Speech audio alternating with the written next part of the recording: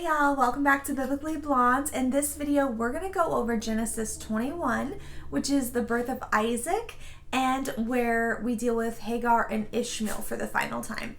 So if you want to know what happens, then keep watching.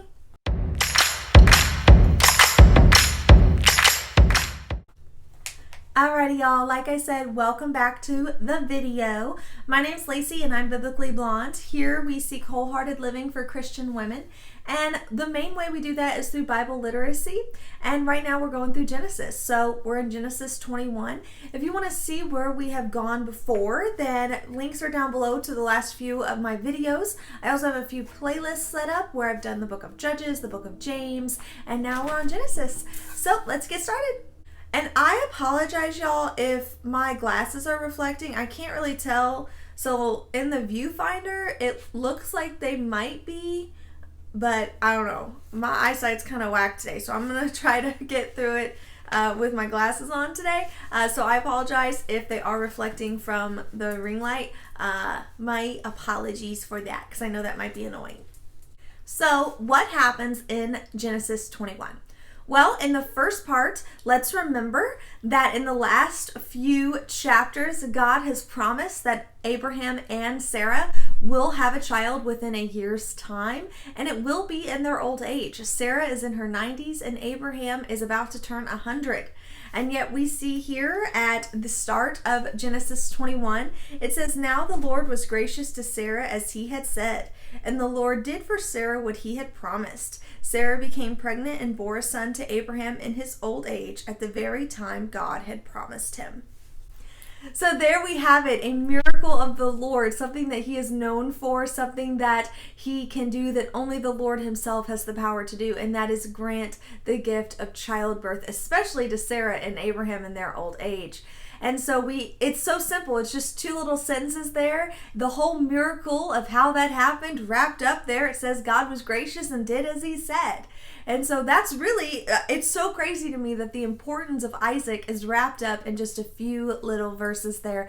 But that's really all that we need to know, that God did what he said he was going to do, and Sarah bore a child in the time that was promised.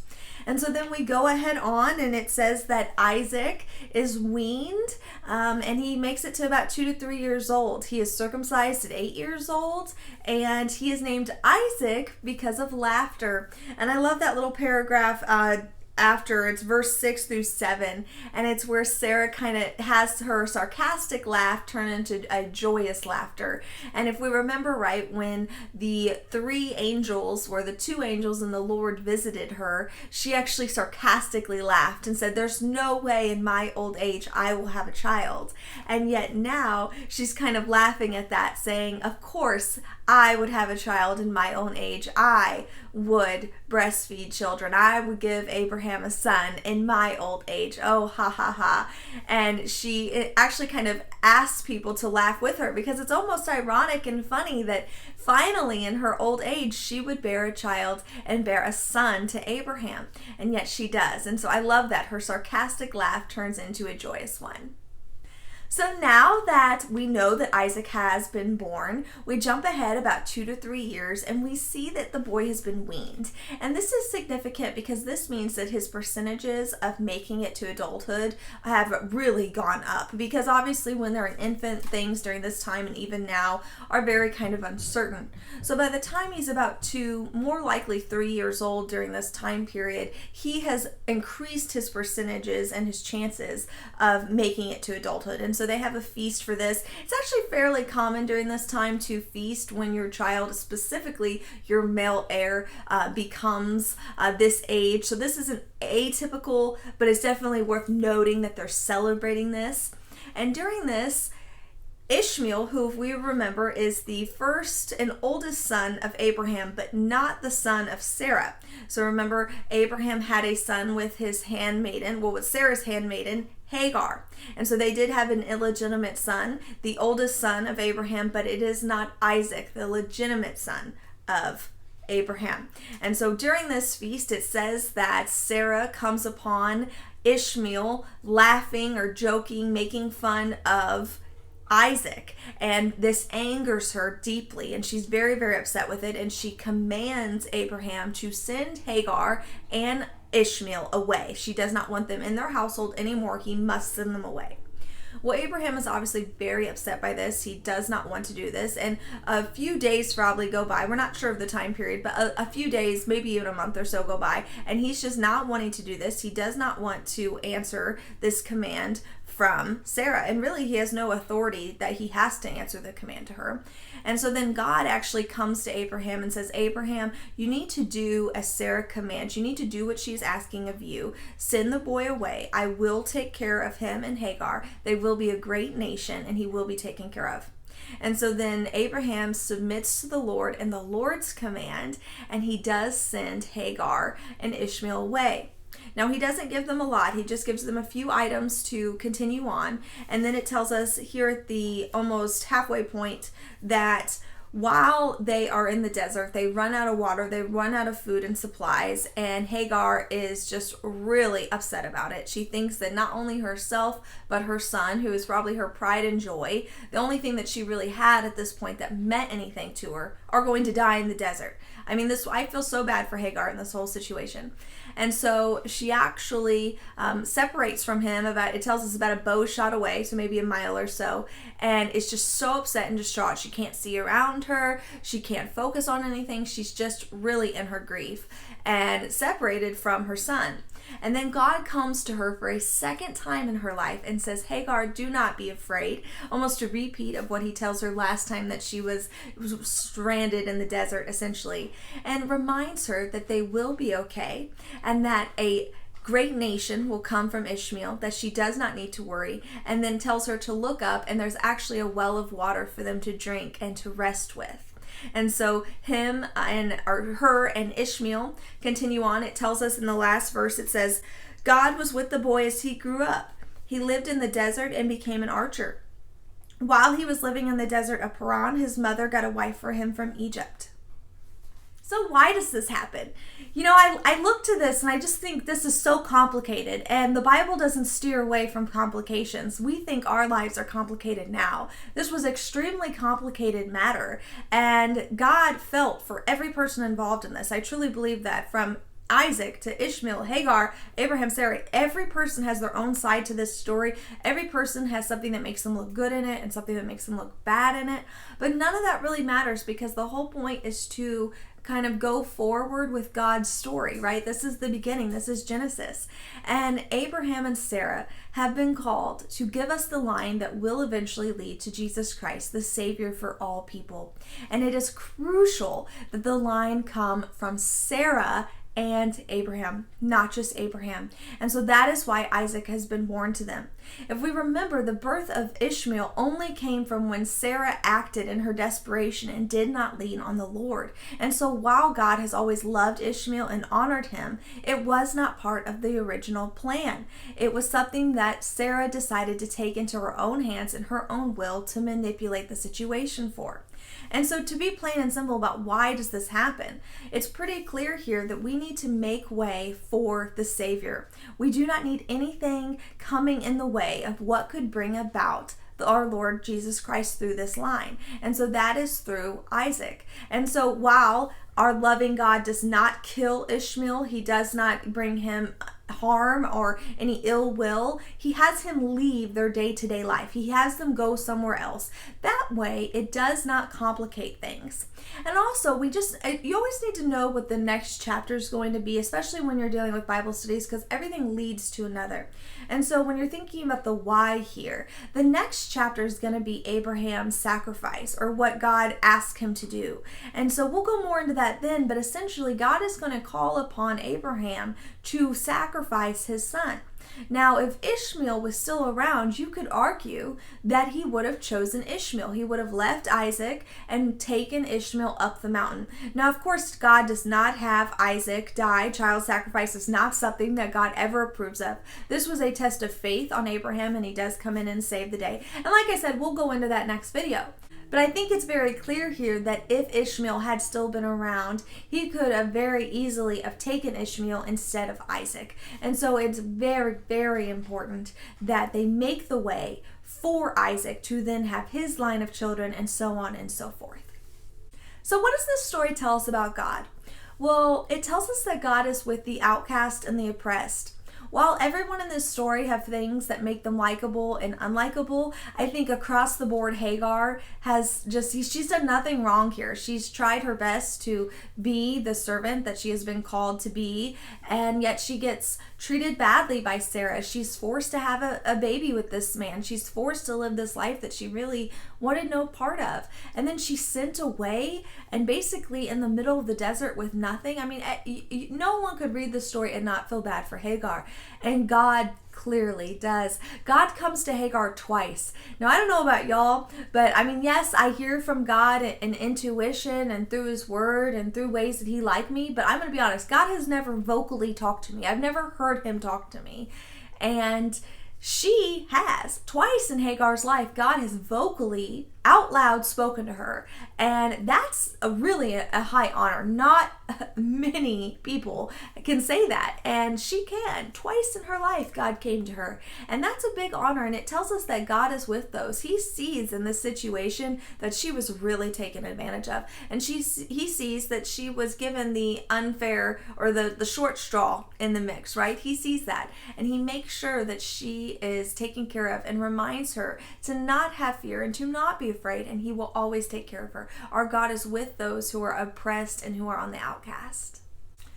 So then how do we apply this story in our daily life? Well, there are thousands of ways to go with this, and I think this is a pretty common Bible story. If you're familiar with the Bible, you've heard this story. And so I wanted to take this and apply it more towards a marriage, because I think that as women, or men if you're watching this, we can look to various people in the Bible and see examples of good marriages and then also bad marriages. And we have been called, both spouses, to submit. Wives, submit to your husbands. And then the husbands should be the leader of the household. They are to submit to God and to treat us fairly, and in a way submit to their wives by doing as the Lord has commanded to them. And so when we look to this story, we can see a good example and a bad example of how this works. And so let's look at Abraham first. Well, actually, no. Let's look at Sarah first. So we ask ourselves, how does Sarah submit? Well, if we look at Sarah's life, which we don't have time to go into, there's only twice in the Bible that she clearly kind of goes after what's bothering her. There's a lot that happens to this woman that is unfair. I mean, by her husband alone. I mean, he cast her out twice to be his sister and to be taken advantage of by other men. I mean, I am very angry at the way that Sarah gets treated, especially at Abraham's hands. And only twice do we actually see her kind of step up and say, I'm not going to be, I don't like this, or I'm not going to put up with this, or this is what you need to do. Most of the time she's very meek and very submissive. And it's interesting in the fact that the two times that she kind of takes things into her own hands deal with her having a son. The first obviously being when she brings Hagar in, and the second being when she commands Abraham to send him away. Now, this is a specific example of a specific family, and it's really interesting because I don't think God is calling to, let's say you're a step family, right? And your husband has a son. God is not calling you to send that son out. This was a one-time example. And if you look to the story of Jacob, who has 12 sons, he actually has sons with his concubines, like Hagar was, and they are actually included in the inheritance. And this is done a couple times throughout the Bible. So most of the time, actually 99.9% of the time, regardless of the legitimacy of the child, they are to be welcome into the household. And yet this bothered Sarah so deeply that she commanded Abraham to send him away. She said, nope, I'm not going to deal with this. And so in a way, she was not submitting. She should have welcomed Ishmael into her household. She should have allowed him to be the son that he was supposed to be, while acknowledging the fact that Isaac was the sole and rightful heir, and he was going to continue on and give them everything that God had promised, loving and welcoming Ishmael in. She should have had faith in God that he was going to allow this to happen. Instead, she wanted to take matters into her own hands. So we can see here a wife who's not submitting. How does Abraham submit? Well, Abraham is actually doing a really good job here of being the leader of his household and submitting to God. So when Sarah comes to him and commands that he does this, he doesn't actually do it. He does not listen to her. It says he's dismayed. He's upset. He does not want his son to leave him, regardless of whether or not this is the heir that is to bring about God's promises. It is still his son, and he does not want him to leave. And so he doesn't do what Sarah says.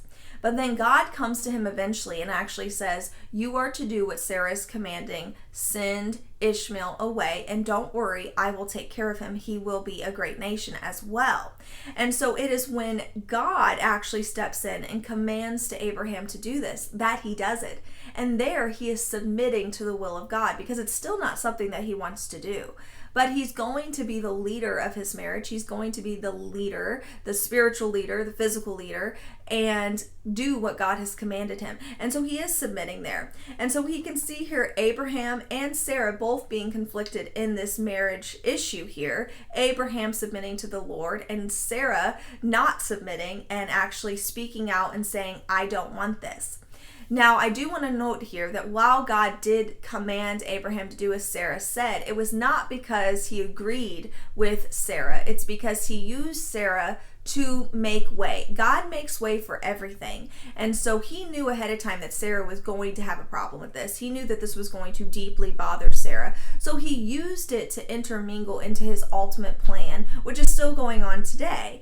So I don't want to say that, God wanted to get rid of Ishmael. So now that we've looked at this conflict in Abraham and Sarah's marriage and how they did one thing right and one thing wrong, let's look at our marriage and ask ourselves, what conflict is going on in our marriage? And as the woman, am I not trusting God and commanding myself onto my husband? And is my husband having room to be the leader? Are you giving him time to pray about it, to talk to God? Are you expecting him to act today or tomorrow? Or getting angry at him as he continues to do nothing? Or praying that God would talk to him and lead him and allow him to be the spiritual leader of your household? So we all have conflicts in our marriage, big and small. I don't know what yours is. I would not want to be Abraham and Sarah. This sounds like a very, very hard conflict to deal with, and one that I would not wish upon anyone.